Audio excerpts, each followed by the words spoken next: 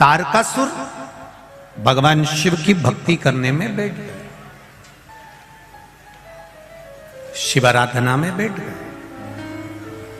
अब देखिए, शंकर भगवान के भजन को करने के बाद भी तारकासुर ने कुछ नहीं मांगा।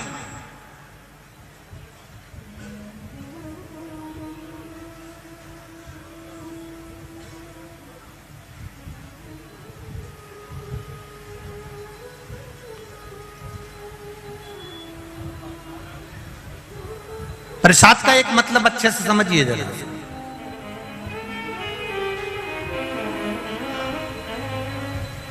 प्रसाद का एक मतलब होता है अपने आप मिल जाना। प्रसाद मांगा नहीं जाता, प्रसाद जो देता है वो हाथ बढ़ाकर देता है।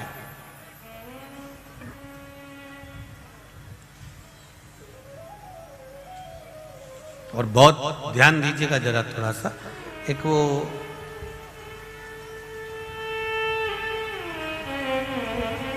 एग्जाम में किसी विषय में बच्चे को 5 नंबर, 4 नंबर, 7 नंबर ज्यादा मिलते हैं, किसी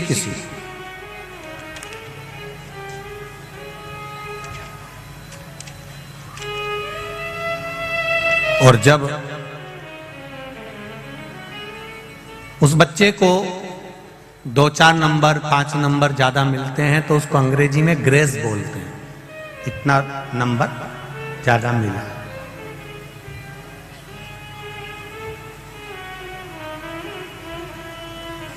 मतलब वो उसने मांगा नहीं है। एग्जाम देते समय उसने ये नहीं लिखा था कि मुझे इस नंबर में, इस सब्जेक्ट में इतना ग्रेस देना, इतना ज्यादा देना, ये उसने बोला नहीं। प्रसाद को अंग्रेजी में ग्रेस भी कहते हैं, मतलब मांगा नहीं जाए और मिल।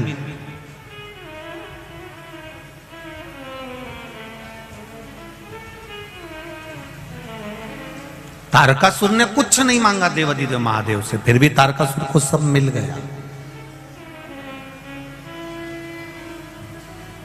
तारकासुर का एक सुंदर महल था, सुंदर नगर था, सुंदर खूब बंगला ने राजसी ठाट तारकासुर का था। उसने मांगा कुछ नहीं, उसको ग्रेस में मिल गए। शिव प्रसाद होता ही ऐसा है। शंकर भगवान को जल चढ़ाओ, बेलपत्री चढ़ाओ, तुम कुछ भी मत मांगो तो भी शंकर भगवान अपने मंदिर से जाने वाले को, अपने देवालय से, अपने शिवालय से जाने वाले को ग्रेस मतलब कुछ ना कुछ देकर भेजी देते हैं, भले वो मांगे ना मांगे, हाथ फैलाए ना फैलाए, कुछ ले ना ले, वो हाथ बढ़ा कर देता है। वो मेरा देव अधिदेव महादेव है जो दे रहा है, उससे मांगा नहीं जाता, वो दे देता है।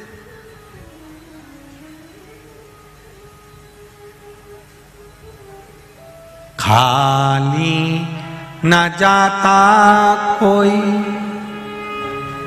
दर से तुम्हारे, खाली न जाता कोई दर से तुम्हारे, मैं भी खड़ा हूँ नन्ही बाहें पसारे, मैं भी खड़ी हूँ नन्ही बाहें पसारे, अपने हृदय से लगा लो गिरा जा रहा हूँ, उठा लो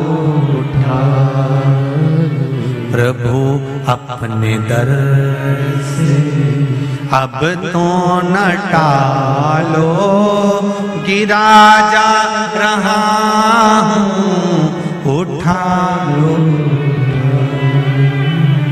आप शिव के मंदिर जाएं, आप शंकर भगवान की चौखट पर जाएं, आप शिव के द्वार जाएं, मांगने की जरूरत नहीं है आपको, वो दे देगा। आपके हृदय में क्या है वो जानता है।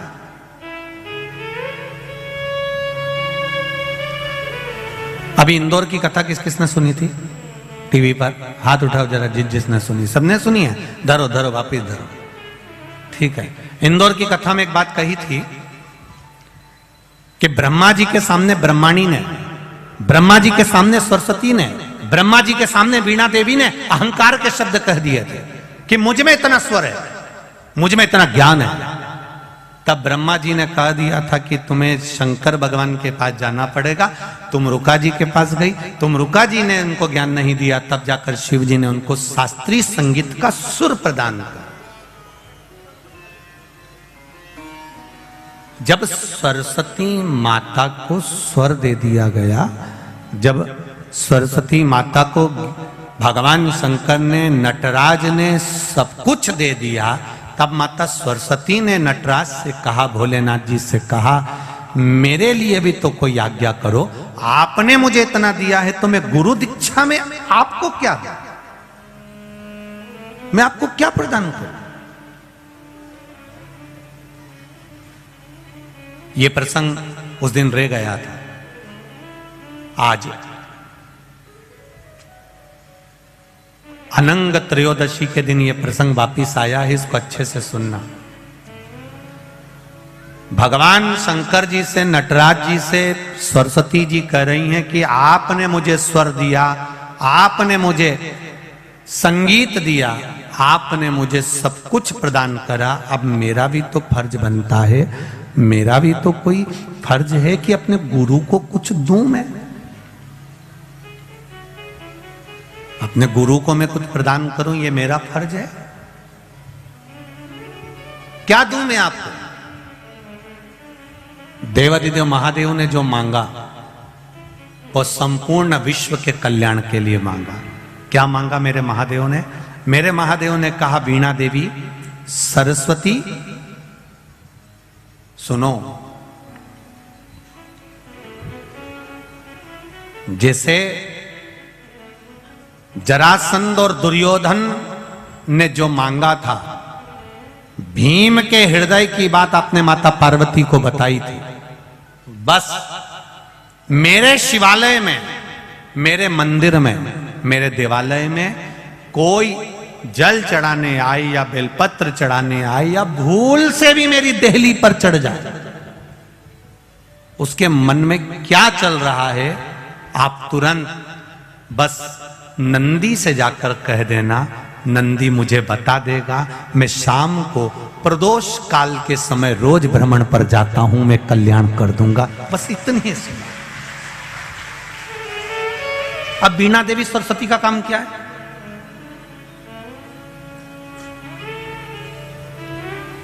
वीणा देवी सरस्वती का काम क्या है? शिव जी के मंदिर में वीणा देवी सरस्वती का कार्य क्या है? भगवान शंकर की चौखट पर पार्वती मैया अंदर है, नंदी के पास में माता लक्ष्मी विराजमान है, वीणा देवी भगवान शंकर की चौखट के बाहर शिष्य गुरु के द्वार पर है। और वीणा देवी ने कह दिया, भोलेनाथ, अब आपके मंदिर में जो भी आएगा, जो जिस भाव से आएगा, भले वो मांगे ना मांगे, पर मैं उसके हृदय में निवास कर कर उसके चित्त की बात को ध्यान कर कर नंदीश्वर को बता दूंगी। और आप प्रदोष काल में जब आप भ्रमण के लिए जाएंगे तब आप उसको प्रदान कर देना। बस इतनी सी कृपा करना। ये वीणा देवी को वर दिया और वीणा देवी ने शिव को वचन दिया। प्रदोष काल कब होता है? सूर्य अस्त होने वाला है, सूर्य डूबने वाला है, उसके 45 मिनट पहले से सूर्य डूब जाता है, उसके 45 मिनट बाद तक प्रदोष काल का समय होता है। शिव जी के भ्रमण का समय क्या है? यही प्रदोष है।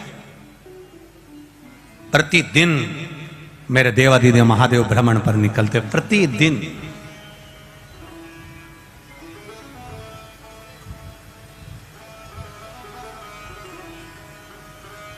प्रदोष काल के समय पर बट वृक्ष के नीचे दिया लगाया जाता है। बट वृक्ष के नीचे लौंग का मात्र भोग रख दिया जाता है। लौंग मात्र, अगर बट वृक्ष के नीचे दिया लगाकर एक लौंग का जल या लौंग भगवान बटकेश्वर महादेव के नाम से भी अगर शिव को समर्पित करी है, तो ये निश्चित है कि कर्जा कितना भी भारी होगा वो कर्जा चूकेगा जरूर, और कहीं ना कहीं से लक्ष्मी की व्यवस्था देवाधिदेव महादेव करेंगे। एक पत्र आया